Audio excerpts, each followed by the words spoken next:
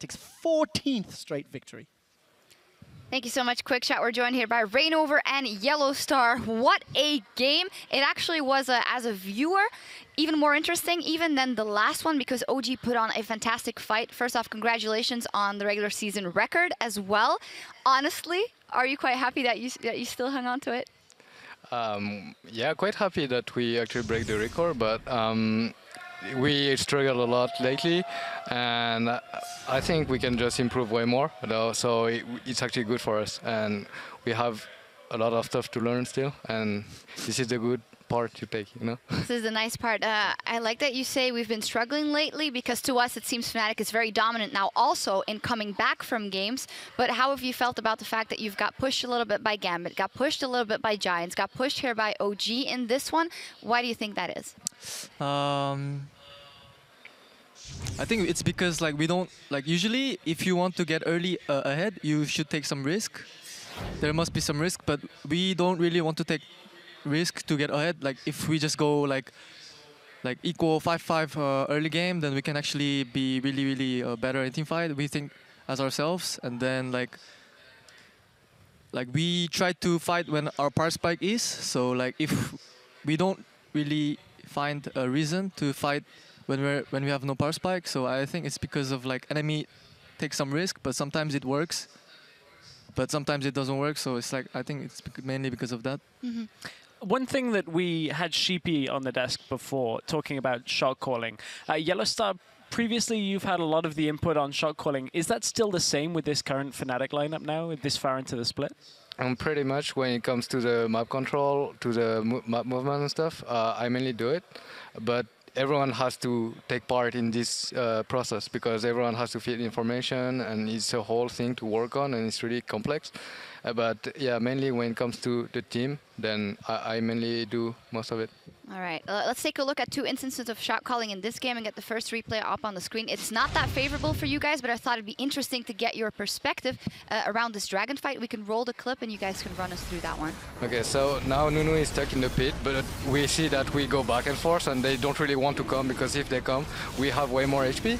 But then we see that Kalista is entering the pit and then it starts to be a bit dangerous. And we don't want to split like this because our team is more based as a whole. And our main damage source is just blown up, and then now we just everyone dies ace, and then from that point we just talk about how we want to fight because we've done a mistake. They took the Baron, so they capitalized really well, and we were talking about the fight, how we want to fight, and we know that the further we go and the better we'll be. So even though they managed to take a lot from the Baron, like towers and inhib, and then we knew that we were eventually coming back. Yeah, I'd love to get Rainover's perspective on that as well, because as he said, a lot of the times you guys would go for Baron if you're in a position like this. This time you were on Nunu, something else from you that we haven't seen that often. So how does that change the way for you also you play from that point on? Actually, we didn't really practice a lot of Nunu because usually they don't big ban like this.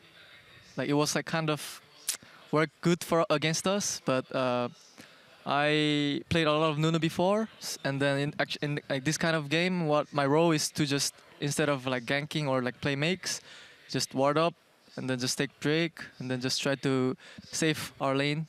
But the early game was pretty bad, but like I had no problem playing Nunu. Yeah, I think it was pretty fun. Like I enjoyed playing Nunu. Yeah, you were definitely a menace also in the early game, coming in and yeah, around those buffs.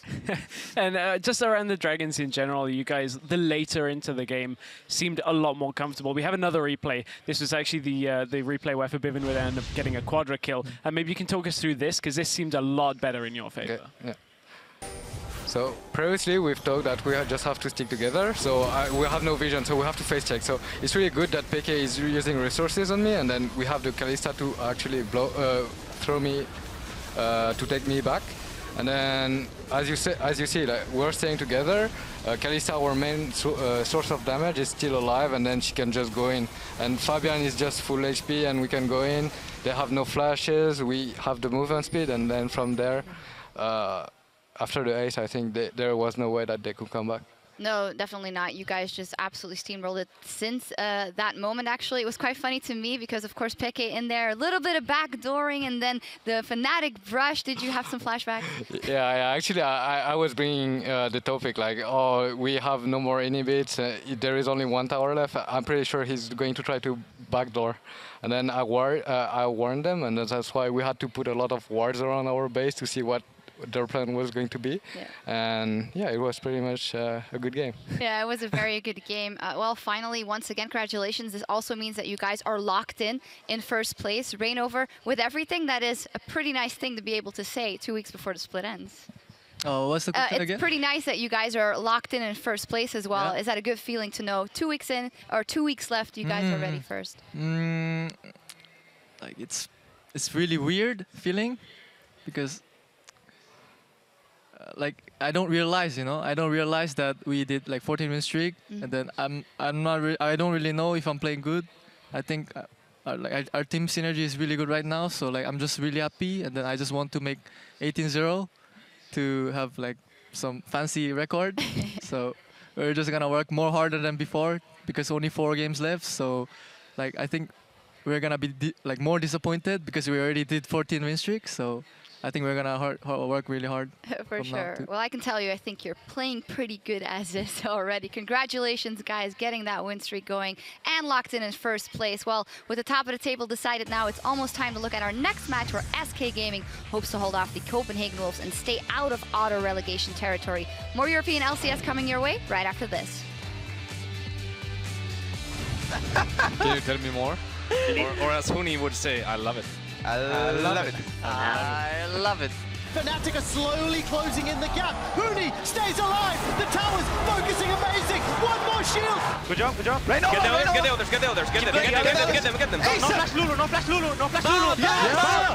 Holy. Yes, so good, guys. Nice. Kalista. I'm tanking. Rise. Go. Nice. Go. There we go. There's a flash.